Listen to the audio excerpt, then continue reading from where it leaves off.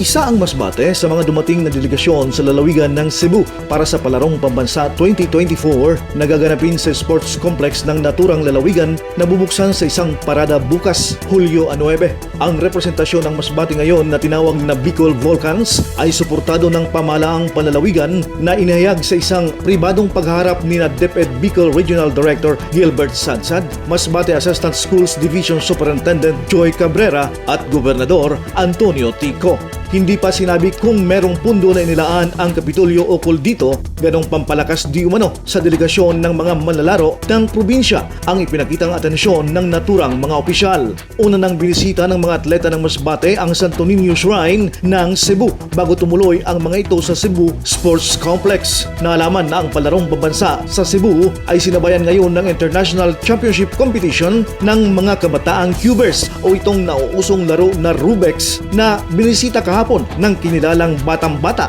na 2023 Asia's Fastest Speed Cuber na si Leo Borromeo.